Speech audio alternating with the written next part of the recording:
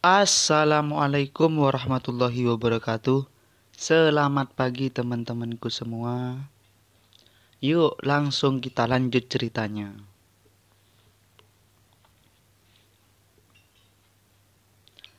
Bae Sochun tidak bisa berhenti mendesah dalam hatinya tentang betapa memalukannya bagi seorang jenderal besar yang spektakuler seperti dirinya dalam situasi ini. Namun, mengingat situasinya, dia tahu bahwa dia hanya harus berdamai dengannya. Terserahlah. Menimbang bahwa aku Bae Sochun sangat luar biasa dan luar biasa, tidak masalah di mana aku berakhir. Aku selalu mendapatkan tingkat rasa hormat yang baru. Keluar dari pusaran air, pada titik ini, dia menyadari bahwa Li Su harus menjadi pemimpin lembaga permasyarakatan iblis dan juga pemimpin masa depannya. Selanjutnya, pria ini di sini harus menjadi asisten semacam untuk Li Su. Pergilah, kata pria itu. Kalau tidak, kamu harus menunggu di luar. Bae Sochun sudah tidak menyukai orang ini. Aku tidak melakukan apapun untuk menyinggung perasaannya, keluhnya dalam hati. Namun tidak ada pilihan lain baginya selain menundukkan kepalanya dan bergegas ke pusaran air. Mereka menghilang dan mulai tenggelam ke bagian bawah parit. Menimbang bahwa pria ini adalah asisten Li Su, tidak mengherankan bahwa ia memiliki basis kultivasi yang luar biasa. Dia juga memiliki medali perintah yang memancarkan cahaya lembut, melindungi dirinya dan Bae Sochun dari air parit hitam yang mematikan. Bae Sochun sedikit gugup pada dia melihat kegelapan. Bukan saja dia tidak bisa melihat apa-apa, tapi dia seakan-akan sensasi bahaya yang hanya melihat air hitam, seolah-olah binatang buas yang menakutkan bersembunyi. Dia terus menjaga saat mereka masuk ke bawah. Akhirnya dia menyadari bahwa dia bisa melihat dua titik hijau menyala di depan air hitam. Mereka tampak berdenyut dengan aura netherworld dan hampir tampak seperti mata. Hanya menatap mereka menyebabkan rambutnya berdiri. Namun, pria yang mengawalnya seperti tidak memiliki reaksi apapun. Jadi Bae Sochun hanya mengikutinya, mempertahankan kewaspadaan penuh saat mereka bergerak maju. Dua lampu hijau tumbuh lebih besar dan lebih besar. Semakin dekat mereka, hal-hal yang lebih jelas menjadi sampai hati Bae Sochun melompat. Di sana, di bagian bawah parit ada sebuah patung batu besar. Patung itu mengabarkan kura-kura raksasa Xuan Wu yang berdenyut dengan distorsi spasial. Dua lampu hijau yang dilihat Bae Sochun sebelumnya sebenarnya adalah mata kura-kura. Itu juga mendidih dengan aura sangat membunuh yang tampaknya terkandung di daerah dan segel sihir. Kalau bukan karena tanda-tanda penyegelan, aura akan merembes keluar dan menyebabkan transformasi drastis di langit dan bumi. Bae Sochun sudah terguncang. Tetapi kemudian dia menyadari bahwa karena suatu alasan kura-kura itu benar-benar tampak familiar. Setelah mempelajarinya dengan cermat untuk sesaat lagi, matanya selebar piring dan jantungnya mulai berdebar di dadanya. Patung itu sangat mirip kura-kura kecil. Kura-kura kecil itu sudah lama hilang. Bae Sochun telah mencari tasnya memegang dan pada beberapa kesempatan mencarinya, tetapi tidak dapat menemukannya. Meski begitu, Bae Sochun merasa bahwa dia ada di sana, di suatu tempat. Bahkan ketika Bae Sochun ragu-ragu tentang apa artinya semua itu, pria itu membawanya ke mata kiri patung penyu. Khawatir tentang segala hal, Bae Sochun mengikuti dan segera mereka memasuki mata itu sendiri. Sebuah penghalang daipan membuat air hitam keluar yang medali perintahnya itu memungkinkan mereka untuk melewatinya. Bae Sochun segera menemukan dirinya di sebuah gua batu besar yang penuh dengan stalaktis bersilap, tampak hampir seperti taring ganas. Ada 4 penggarap jiwa menunggu di sana yang menggenggam tangan dan membungkuk dalam begitu mereka melihat pria pemimpin Bae Sochun. Salam pelindung Dharma kiri. Penjaga iblis ini bukan penjara biasa, pikirnya. Ketika dia terus melihat sekeliling, dia melihat 4 terowongan mengarah ke 4 arah, dengan lubang seperti terowongan kelima di langit-langit. Sun Peng adalah salah satu penjaga baru yang ditugaskan oleh sipir untuk sel blok D. Ada pengatur yang ditugaskan. Setelah mengeluarkan perintahnya, pria itu menggenggam tangannya di belakang punggung dan terbang ke atas terowongan kelima di atas. Kelompok 4 kultivator jiwa menggenggam tangannya pada ketika dia pergi, kemudian menyebar ke 4 koridor dengan pengecualian seorang pria tua. Sambil mengerutkan kening, dia memandang Bai Shochun dan berkata, "Jika Li Su secara pribadi menyerahkan Anda ke pelindung Dharma Kiri untuk mengatur berbagai hal, maka secara logis Anda seharusnya ditugaskan di sel blok A, bukan sel blok D. Bolehkah saya menanyakan nama Anda, rekan Dois?" Pria tua itu bertanya. Bai Shochun berkedip beberapa kali dan kemudian hati-hati menjawab, "Saya Bai Ho." Bai Ho. Bai Ho. Setelah berpikir sejenak, mata pria itu melebar. "Bai Ho dari klan Bai ya?" Senang mendengar reaksi pria itu, Bai Shochun dengan bangga berkata, "Iya, itu benar. Saya tidak lain adalah Bai Ho dari klan Bai." Pria tua itu menarik nafas. Sekarang dia mengerti mengapa Li Su menugaskan orang ini ke sel blok D. "Ya, bukankah kamu kentang panas?" pikirnya. Fakta bahwa Li Su menyerahkanmu kepada pelindung Dharma Kiri berarti bahwa perintah asli berasal dari tingkat yang lebih tinggi. Dan satu-satunya orang dengan status yang cukup tinggi untuk memberi perintah seperti itu adalah Duke Deathclear. Dan satu-satunya orang yang bisa memerintahkan Duke Deathclear berkeliling adalah Raja Surgawi itu sendiri. Bai Klan memiliki karunia di kepala anak ini, tetapi Raja Surgawi mengirimnya ke sini. Orang tua itu tidak berani merenungkan masalah lebih dalam. Sambil mendesah, dia menyadari bahwa dia tidak mampu menyinggung pendatang baru ini. Lagi pula, menurut desas-desus, ia telah mencaci maki klannya sendiri dan bahkan bertindak lebih jauh dengan menculik ayahnya sendiri. Bukan saja dia memiliki tingkat kesabaran yang mendalam, tetapi dia juga benar-benar kejam. Selamat datang di sel blok D dari Lembaga Permasyarakatan Setan, rekan Daus Bai Ho. Ayo, biarkan aku menunjukkanmu. Memaksa senyum di wajahnya, dia memimpin Bai Shochun ke arah paling utara dari tempat terowongan. Meskipun lembaga permasyarakatan iblis ada di dalam patung kura-kura batu, sebenarnya di dalamnya sangat besar. 5 dimensi unik ada di situ, yaitu sel blok A, B, C, dan D, serta Supermax Cell Box. Box Supermax dijalankan oleh sipir ditinggikan sendiri. Biasanya tidak ada yang pernah masuk tanpa dipanggil. Sejauh pemblokiran lainnya, para tahanan dikurung di dalamnya, tergantung pada beberapa penting dan bahaya mereka. Para tahanan yang paling penting pergi ke sel blok A. Semua tahanan di sini adalah orang-orang yang berbahaya dan jahat, tetapi para tahanan di sel blok D hampir seperti anak-anak dibandingkan dengan yang lainnya. Setiap blok sel memiliki sekitar 100 penjaga dengan 10 kapten dan seorang wakil kepala penjara. Saya wakil kepala penjara sel blok D. Tentu saja, sipir Li Su bertanggung jawab atas 4 wakil sipir. Sun Peng membawanya langsung ke sel blok D dan mulai menunjukkan berkeliling. Dia sudah memutuskan bahwa sejak Bai Ho dikirim kepadanya dan dia tidak bisa menyingkirkannya, bahwa dia mungkin juga memperlakukannya dengan baik. Lagi pula, dengan begitu banyak orang di sel blok D memiliki penjaga ekstral di sekitar, tidak akan menyakiti apapun. Tentu saja dia tidak akan melampaui apa yang diperlukan. Akhirnya, Sun Peng membawa Bai Shochun ke daerah di tengah sel blok D. Bagian dari penjara sebuah lapangan yang luas. Di tengah-tengahnya ada sebuah pintu bercahaya.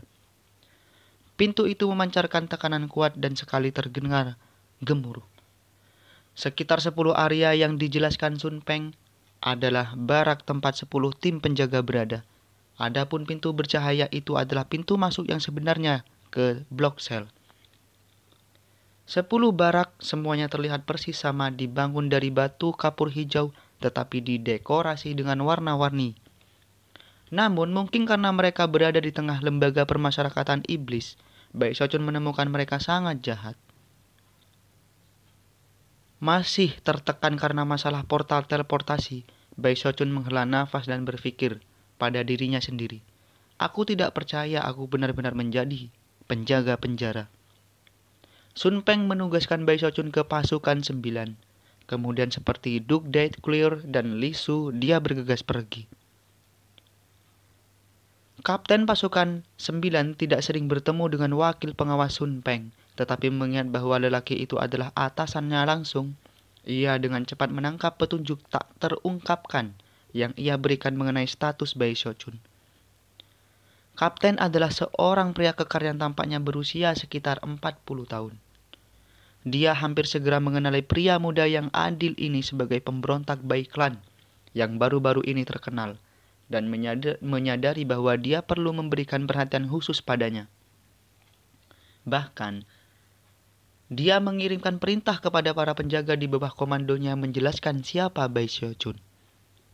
Baek Shochun bisa melihat bagaimana kapten dan pengawal lainnya dari pasukan 9 beraksi ketika dia tersenyum memberitahu mereka namanya. Mereka mengukur dia dan meskipun mereka tidak terlalu dingin, mereka tidak hangat dan ramah. Bai Ho telah menjadi topik pembicaraan yang populer baru-baru ini, dan karena itu mereka semua setidaknya memiliki kesan kepadanya. Mereka tahu bahwa dia adalah orang jahat yang telah mencaci maki klannya, dan adalah tipe yang tidak boleh diprovokasi. Namun setelah melihatnya secara langsung, dia tampaknya tidak cocok dengan rumor itu. Sebelum kedatangan Baek Shochun, pasukan 9 terdiri dari total 11 orang, 10 penjaga dan 1 kapten. Tetapi sekarang ada 12. Tidak ada wanita, hanya pria dan semuanya penjaga lainnya tampak setengah baya, dengan basis kultivasi di formasi inti. Fakta bahwa bahkan sekelompok penjaga berpangkat rendah seperti itu sangat kuat semakin menunjukkan betapa pentingnya lembaga permasyarakatan iblis. Ketika Baek Shochun menyadari bahwa kelompok itu tidak ramah, dia merasa sedikit canggung. Untuk merapikan semuanya, kapten dengan cepat menugaskannya tinggal di barak. "Mengapa kamu tidak beristirahat sedikit, Bai Ho?" katanya. "Yang benar adalah kita tidak terlalu sibuk di sini di penjara iblis.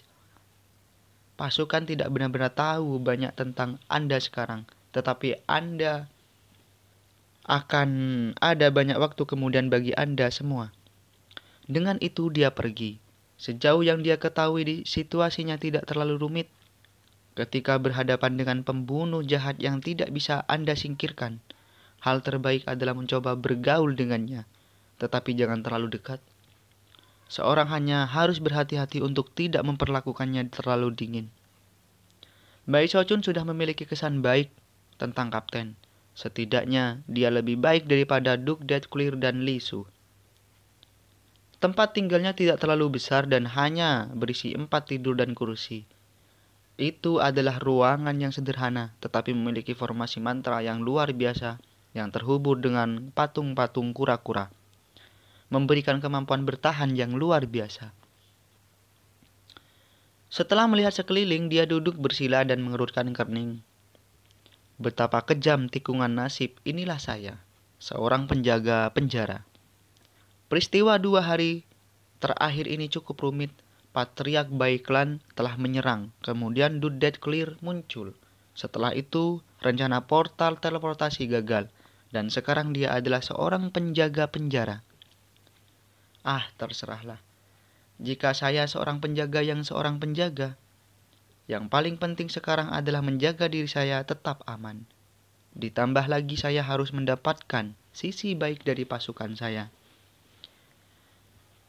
Jika saya bisa membuat mereka menyukai saya, mereka mungkin akan banyak membantu saya nanti.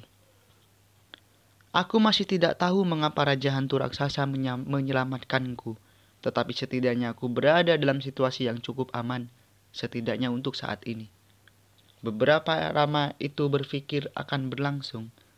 Dia menghela nafas dan akhirnya berpikiran beralih ke jiwa dewa, di mana dia mengertakkan giginya dengan amarah.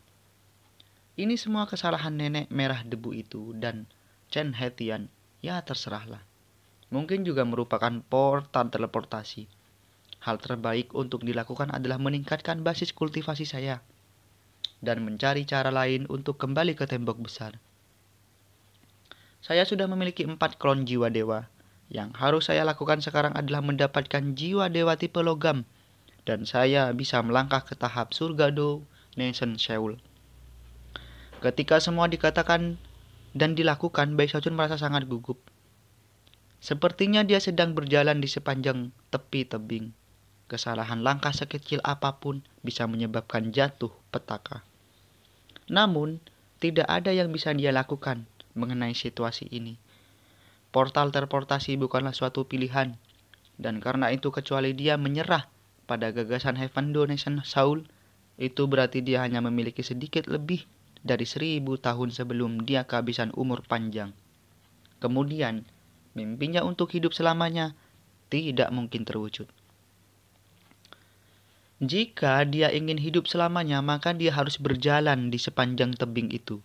Jika dia ingin pulang, dia hanya harus menggertakkan giginya dan terus berjalan. Sebenarnya, sampai saat ini dalam hidupnya, kultivasinya selalu berjalan cukup lancar. Apakah itu di sakte stream roh, sakte penangkal sungai, sakte poralitas langit berbintang langit, atau tembok besar. Baru setelah memasuki makam di Widland, itulah ia akhirnya mengalami perasaan terjebak di tempatnya, dengan bayang-bayang kematian menjulang lebih besar di belakangnya.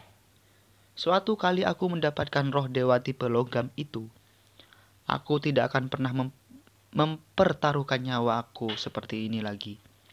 Dia sebenarnya sangat khawatir dengan situasi itu sehingga dia hampir merasa ingin menangis, nyaris. Tak ada apapun di dunia ini yang ia inginkan lebih daripada jiwa dewa.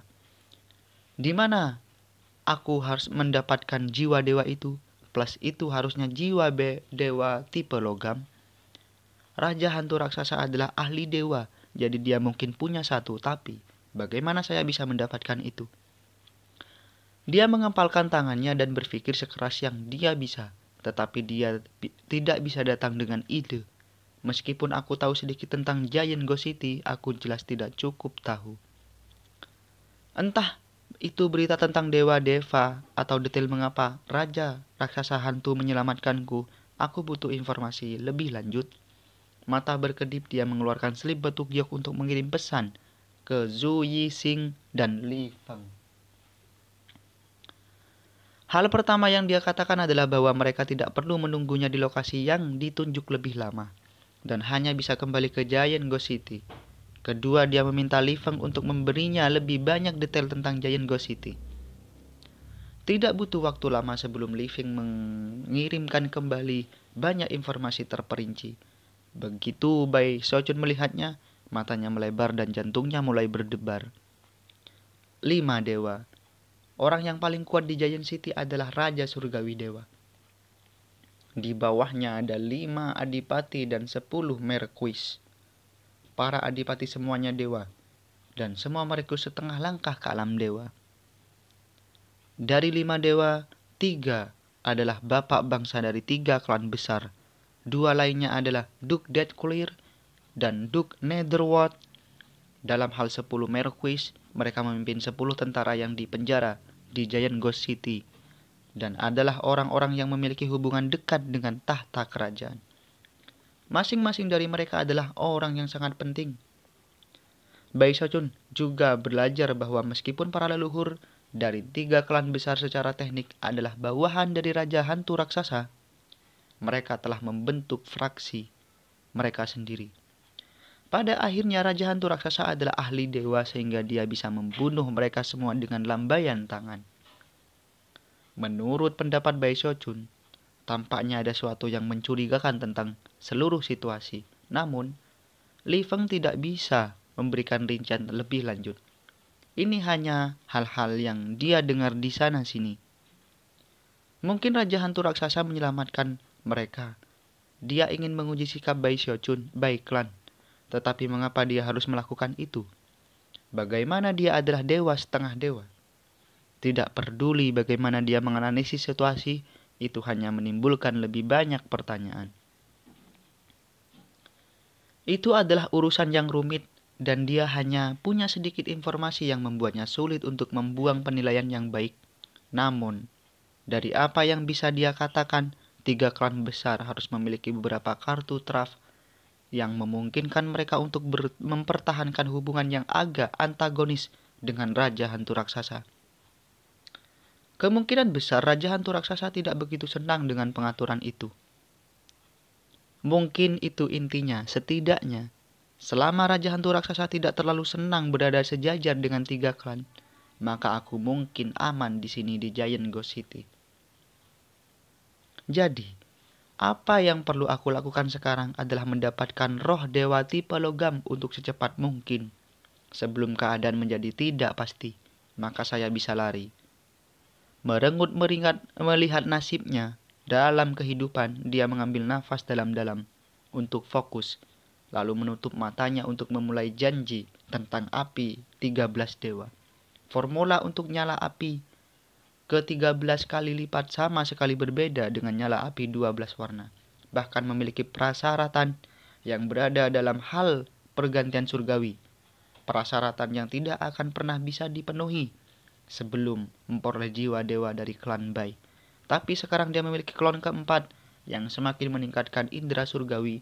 Dengan itu dia yakin bisa menggunakan catatan penelitian Bai Ho untuk akhirnya berhasil dengan nyala api 13 warna. Bahkan dia curiga dia bahkan bisa mencapai sejauh 14 warna api. Ketika ia terbungkus dan mencari pencerahan, malam itu berlalu dengan lancar. Meskipun tidak mungkin untuk melihat matahari atau bulan dari lembaga permasyarakatan iblis, karena pembutuhan mantra yang melindunginya, fase malam dan siang seperti biasa. Ketika malam memberi jalan di luar hari, Bai Xiaochun masih bisa terengah-engah pekerjaannya dan bahkan tidak menyadarinya. 3 hari berlalu dalam sekejap mata. Selama 3 hari itu tidak ada yang mengganggunya. Sekitar subuh pada hari keempat ia membuka matanya ketika sebuah suara mencapai telinganya dari luar kamarnya. Bai Ho, pasukan 9 bertugas patroli hari ini. Semua orang menunggumu. Itu adalah suara kapten dan itu terdengar sangat serius. Karena ini adalah pertama kalinya kamu melakukan patroli, ini akan menjadi kesempatan bagus bagimu untuk melihat tahanan seperti apa yang kita simpan di sel blok D. Tahanan. Bai Xiaochun dengan gugup berdiri dan berjalan keluar dari kamarnya. Kapten sedang menunggu di luar, senyum di wajahnya. Bai Xiaochun tahu dia perlu mengembangkan hubungan yang baik dengan pasukan, tetapi itu tidak terlalu sulit. Dia hanya perlu berhenti berpikir tentang bagaimana dia adalah seorang ahli formasi inti dengan 4 klon jiwa dewa, dan bahwa dia bahkan bisa membunuh kultivator Nation Seoul.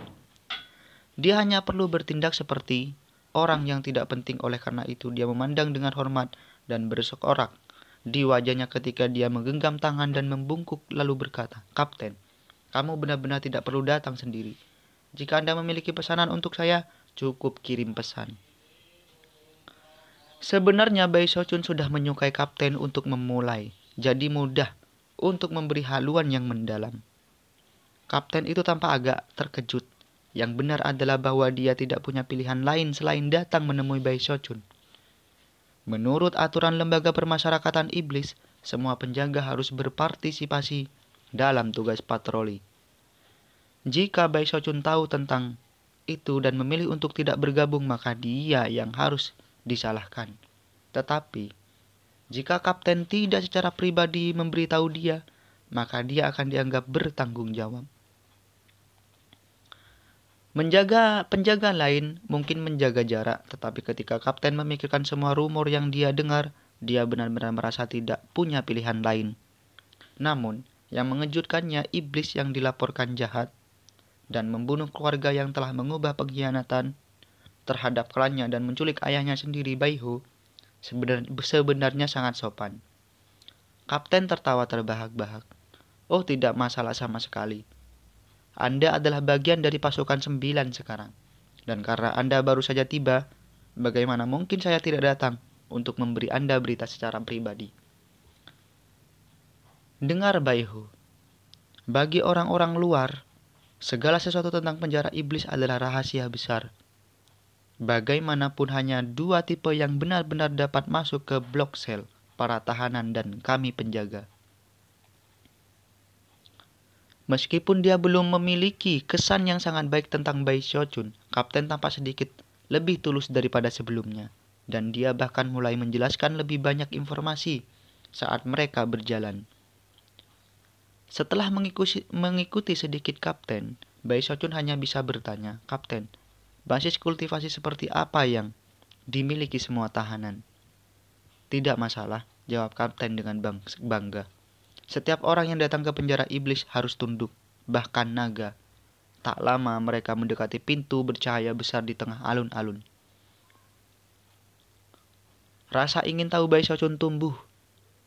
Dia telah mengalami banyak hal dalam hidupnya tetapi tidak pernah berada di dalam penjara.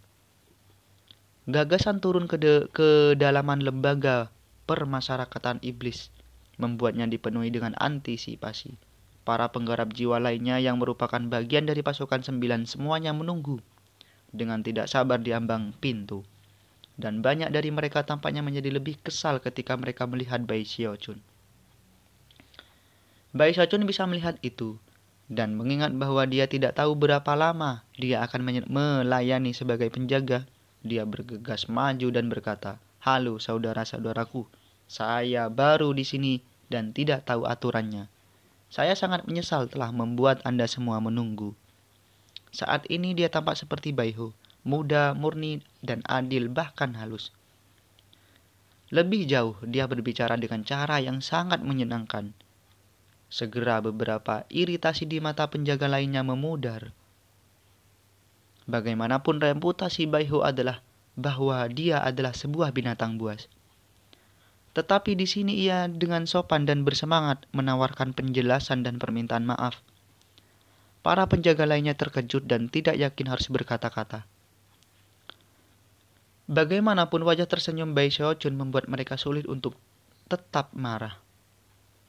Di luar itu cara dia bergegas maju dan memperlakukan mereka semua seperti kakak laki-laki menyebabkan perasaan aneh muncul di hati mereka. Hampir seketika, rasa dingin yang dia rasakan banyak dari mereka terhadapnya mulai memudar. Satu-satunya pengecualian adalah seorang pria muda berwajah panjang yang merespon dengan mendengus dingin. Rupanya dia memiliki posisi yang agak tinggi di skuad 9. Ketika penjaga lain melihat reaksinya, ekspresi mereka kembali menjadi dingin. Bai Xiaochun tidak terlalu senang tentang itu. Aku tidak pernah menyinggung orang ini, pikirnya. Kapten pura-pura tidak memperhatikan apa yang terjadi. Sambil tertawa dia berkata, "Baiklah, semua orang di sini mari kita masuk." Sambil mengibas-ngibaskan lengan bajunya, ia menghasilkan mendela perintah yang ia rentangkan ke pintu yang bercahaya. Hampir seketika celah terbuka di tengahnya. Kapten masuk lebih dulu dan semua orang mengikuti, dengan Bai Xiaochun mengambil tempat terakhir. Begitu dia memasuki cahaya, perasaan seperti teleportasi menyapu dirinya. Itu seperti surga dan bumi yang menimpa dirinya dan merupakan sensasi yang sangat tidak menyenangkan. Namun, itu hanya berlangsung sesaat sebelum menghilang. Kemudian visi Bai Xiaochun cerah dan dia mendapati dirinya memandang dimensi yang sangat aneh. Tidak ada langit atau tanah, hanya kekosongan hitam. Menggantung ke bawah dari kegelapan yang luas, yang tampaknya tidak pernah berakhir di atas adalah rantai yang tak terhitung jumlahnya, terbuat dari tulang. Menggantung di ujung rantai tulang adalah tengkorak besar, masing-masing setinggi beberapa puluh meter. Itu adalah benda-benda yang tampak kejam yang jelas-jelas telah menggantung di sana dalam kehampaan selama puluhan ribu tahun. Mereka tampaknya diatur dalam semacam pola, hampir seolah-olah membentuk suatu formasi mantra yang sangat besar dan padat. Tentu saja, tidak ada dari mereka yang berada terlalu dekat dengan yang lain. Tengkorak itu adalah sel penjara. Dari segi warna mereka tidak putih. Bahkan mereka tampaknya terus berkedip dengan warna acak. Hampir seolah-olah ada beberapa jenis sihir yang bekerja di dalam mereka.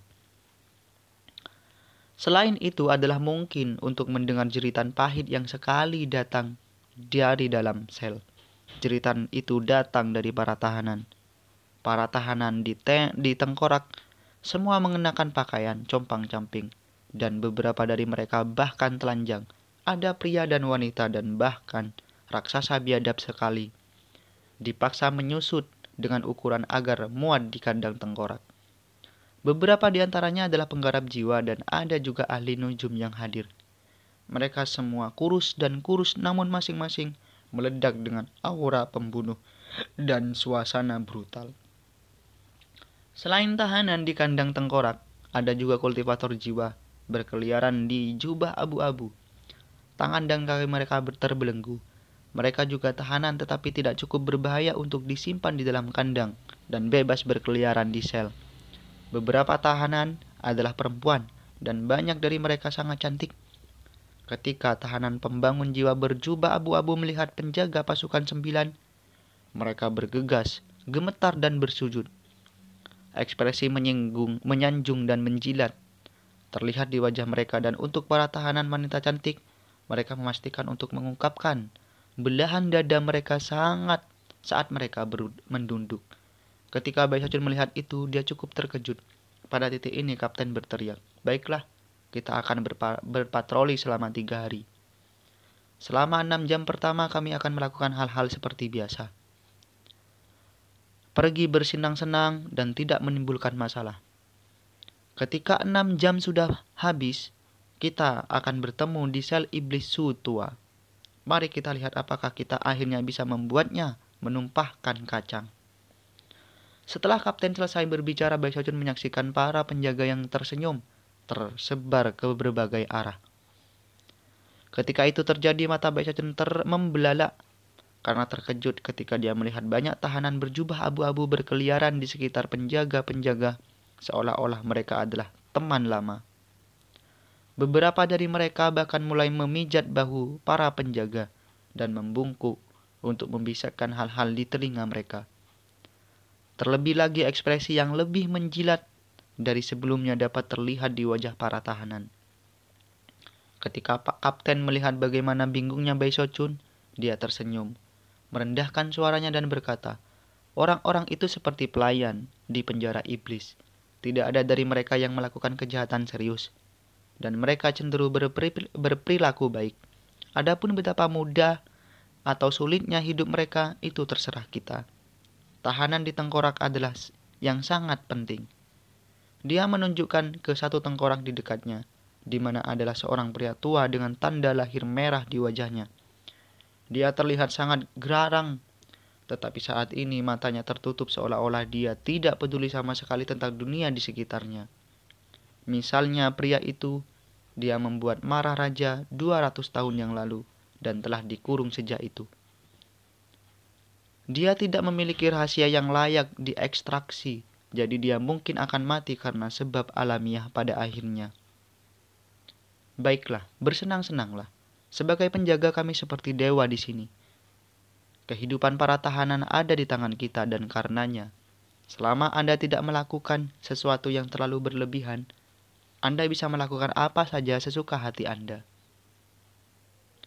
Apapun yang kita inginkan, pikir Baisojun tidak percaya. Pikirannya berputar pada beberapa perbedaannya lembaga permasyarakatan iblis, berbeda dari yang dia bayangkan. Yang lebih mengejutkan adalah bagaimana pemuda berwajah panjang dari beberapa waktu lalu dikelilingi oleh sekelompok 8 tahanan wanita cantik yang menariknya ke kejauhan dan wajah genit di mata mereka. Dia tidak bisa membantu tetapi berkedip beberapa kali dan bahkan menjilat bibirnya. Ketika dia melihat itu, hatinya benar-benar mulai berdetak. Juga lagi-lagi ada beberapa tahanan wanita dalam kelompok itu yang menurutnya sangat menarik. Menunjuk ke arah mereka, dia berkata, "Kapten, Apa yang sebenarnya mereka lakukan? Kapten berdehem. Jaga matamu untuk dirimu sendiri. Jangan pemalu seperti itu. Oh benar, jangan lupa untuk meninggalkan tahanan di sel sendirian. Mereka adalah pembunuh dan musuh semuanya. Kecelakaan telah terjadi di masa lalu, Anda tahu. Basis kultivasi mereka disegel, tetapi pada suatu kesempatan salah satu dari mereka menggigit telinga salah satu penjaga. Setelah memberikan beberapa pengingat dan peringatan lagi, Kapten pergi untuk bersenang-senang. Bai Shochun merasa seperti dunia baru telah terbuka baginya. Setelah melihat sekeliling, dia menyadari bahwa beberapa tahanan berjubah abu-abu memandanginya. Mereka dengan cepat mengidentifikasi dia sebagai penjaga baru dan bergegas untuk menawarkan salam. Salam yang mulia. Jika Anda membutuhkan sesuatu yang mulia, tolong ucapkan saja. Kau sangat muda yang mulia. Sekarang kamu adalah penjara iblis. Kamu memiliki prospek tanpa batas untuk masa depan. Anda seperti naga di antara laki-laki. Ketika semua orang mulai menjilatinya,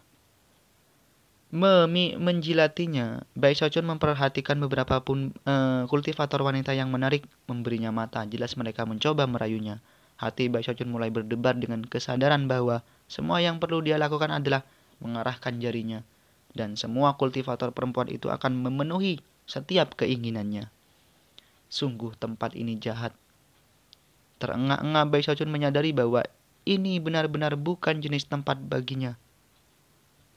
Saat ia terus menikmati pujian dari para tahanan dan suara lembut dari para kultivator wanita, ia terus membuat kegelisahan. Siapa yang pernah berpikir bahwa lembaga permasyarakatan iblis akan seperti ini? Bai Shochun adalah orang yang murni. Bagaimana dia bisa berkubang di tempat seperti ini? Dengan gelisah ia membiarkan para tahanan membawanya ke kejauhan. Dia mulai mengerti apa lembaga permasyarakatan iblis itu, bahwa itu adalah jenis tempat di mana kau bisa benar-benar mengatakan apapun itu. Akhirnya Bai Shochun menyadari bahwa dia benar-benar menyukai penjara iblis dan bahwa dunia benar-benar adalah tempat yang indah. Tapi Bai Shochun adalah orang yang hidup bersih dan jujur. Saya pasti tidak akan melakukan apapun untuk melanggar hati nurani saya. 6 jam kemudian, Bai Shochun merasa lebih baik dari sebelumnya tentang berada di penjara iblis. Pada saat itu, ia mengikuti arahan yang diberikan kepadanya oleh para tahanan yang membantu untuk bertemu kembali dengan anggota pasukan lainnya. Kapten sudah hadir, begitu juga 7 dari 8 penjaga lainnya. Semua orang tampak dalam suasana hati yang indah dan mengobrol dengan gembira. Namun, pemuda berwajah panjang itu juga ada di sana dan begitu dia melihat Bai Shochun, ekspresinya berubah suram. Dia memegang pengkhianatan ini dari klan Blai dan penuh penghinaan sejauh yang dia ketahui. Siapapun yang akan menculik ayahnya sendiri dan membunuh sesama anggota klannya benar-benar jahat dan tipe orang yang sebenarnya pantas dikurung di lembaga perma iblis. Selain itu, dia berteman baik dengan Baiki yang mempertahankan kebenciannya. Adapun penjaga lainnya, mereka hanya pura-pura tidak melihat Bai Shochun. Bai Shochun berdiri di sana dan perasaan agak canggung dan mulai marah. Apa masalahnya dengan pria ini, pikirnya. Untuk apa dia memilihku? Dengan itu dia mulai melihat basis kultivasi pemuda itu, yang menyebabkan pemuda itu memandangnya dengan mata dingin. Kapten dapat melihat bahwa ketegangan sedang menumpuk di antara mereka berdua. Jadi dia cepat-cepat menempatkan dirinya di tengah dan kemudian menunjuk ke tengkorak terdekat. Baiklah, mari kita mulai bisnis. Lihat pria itu, Bai Ho. Itu Zo, setan tua. Pemuda berwajah panjang itu mendengus dingin dan Bai Shochun menerkam amarahnya untuk melihat ke arah yang ditunjuk kapten. Di dalam tengkorak besar itu duduk seorang lelaki kekar yang meski duduk bersila, tingginya masih hampir 2 meter. Dari tampilannya, Jika dia berdiri, dia hampir akan setinggi salah satu raksasa biadab. Dia benar-benar kasar. Matanya bersinar merah dan senyum yang tampak garang memutar bibirnya. Selanjutnya dia melihat ke penjara dengan ekspresi serakah yang hampir membuatnya tampak seperti ingin memakannya. Begitu Baisasun menatapnya, dia merasakan bahwa pria itu kanibal semacam itu. Dia memiliki aura pembunuh yang membuatnya tampak benar-benar kebal terhadap alasan. Tipe yang akan membunuh orang-orang kiri dan kanan tanpa sedikit pun gangguan. Ini adalah iblis tua Zhu, lanjut Kapten. Dia bukan saja pembunuh berdarah dingin, tapi dia juga kecanduan makan anak-anak. 100 tahun yang lalu dia makan begitu banyak anak, sehingga tidak mungkin untuk dihitung. Namun, karena koneksinya dengan klan Chai, salah satu dari 3 besar klan, ia berhasil terhindar dari hukuman mati. Baisasun mengerutkan kening. Dia bukan tipe orang yang langsung percaya semua yang dia dengar. Namun, meskipun cerita Kapten tampak agak sulit dipercaya, berdasarkan apa yang tampak seperti iblis tua ini, tampaknya mungkin. Tapi sekarang dia ada di sini, lanjut Kapten dengan dingin. Dia harus menjalani kehidupan yang penuh penderitaan. Pada titik ini semua penjaga telah berkumpul. Baiklah, mari kita mulai. Ini adalah kesempatan terakhir kita untuk membuatnya berbicara. Kapten melambaikan lengannya. Dan pasukan 9 berwajah muram, menuju sel Old Devil Zhu. Ketika iblis tua Zhu melihat mereka datang, serigai ganasnya melebar dan matanya berkilau. Tiba-tiba dia melompat berdiri, meraih lubang mata tengkorak itu, dan menderu dengan geram. Raungan itu menyebabkan semua orang berhenti di tempat sejenak. Orang bodoh yang tidak berguna, aku, Zhou Yunlong, sudah makan begitu banyak orang sepertimu, sehingga aku kehilangan hitungan. Diam, bentak salah satu penjaga, melompat maju dan melakukan gerakan mantra. Lalu dia melambaikan jarinya ke tengkorak yang berubah warna. Pada saat yang sama, kerlip petir bisa terlihat di dalam menyebabkan iblis tua Zhou gemetar dan kemudian menjerit kesakitan. Para penjaga pasukan 9 terlihat sangat galak dan berbahaya. Pergi menggunakan semua trik yang bisa mereka pikirkan.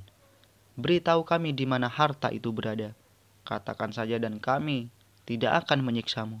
Tetapi jika Anda tidak bicara, maka jangan salahkan kami untuk apa yang terjadi. Senior Zhu, tidak perlu seperti ini. Sekarang kamu di sini, kamu tidak akan keluar. Tidak ada aset Anda di luar yang akan bermanfaat bagi Anda.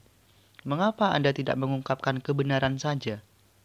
Maka hal-hal akan mudah bagi Anda, bahkan kehidupan di dalam sebenarnya bisa sangat baik untuk Anda. Beberapa dari mereka mengancam, beberapa dari mereka dibujuk. Setiap metode yang mungkin ditarik keluar untuk mencoba membuatnya mengungkapkan lokasi harta apapun yang mereka bicarakan. Namun, tidak peduli apa yang mereka lakukan dan tidak peduli bagaimana iblis tua Zhou menjerit, senyum ganas itu tidak pernah meninggalkan wajahnya. Dan pada kenyataannya itu hanya tumbuh lebih ganas. Akhirnya pemuda berwajah panjang berjalan maju. Tertawa dingin dia berkata, "Tidak akan bicara ya? Baiklah, aku akan memaksamu keluar darimu." Begitu pemuda itu berjalan maju, para penjaga lainnya mulai merasa bersemangat. Zhou Feng adalah inkuisitor pasukan 9. Jika Anda tidak bicara, maka dia akan membuka mulut Anda. Betul, 8 regu dari yang lainnya mungkin tidak berhasil, tetapi Zhou Feng bisa. Bahkan mata sang kapten bersinar dengan antisipasi. Adapun Baisasun, dia hanya memotong apa yang terjadi. Meskipun dia tidak yakin apa itu inkuisitor, dia merasa bahwa pemuda berwajah panjang itu harus memiliki kedudukan yang lebih tinggi daripada yang lainnya. Kedengarannya seperti inkuisitor adalah gelar atau semacamnya. Betul, 8 regu lainnya mungkin tidak berhasil, tetapi Zhou Feng bisa.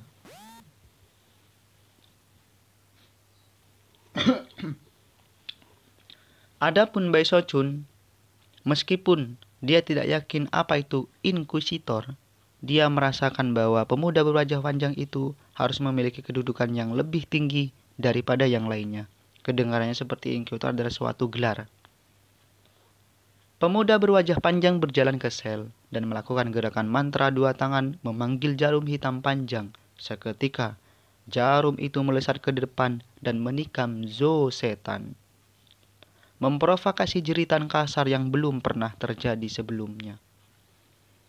Beberapa saat kemudian mata iblis tua Zo menjadi merah padam, namun kekosongan di dalam dirinya mereka tidak memudar sedikit pun. Akhirnya dia berhenti berteriak dan kemudian mulai tertawa. Hanya itu yang kamu punya. Saya sudah makan banyak inkuisitor seperti Anda di masa lalu. Lezat semuanya. Aku ingin tahu seperti apa rasanya. Pemuda berwajah panjang itu menatap mata marah pada iblis tua, lalu mulai menggertakkan gerakan mantra lainnya. Namun, tidak peduli apa yang dia lakukan, iblis tua Zo hanya terus tertawa dan tertawa. Marah, para penjaga lainnya melakukan segala yang mereka bisa untuk membantu. Bai Shochun berdiri di samping, tampak kaget ketika penjaga pasukan 9 mengintrogasi dan menyiksa iblis tua Zo.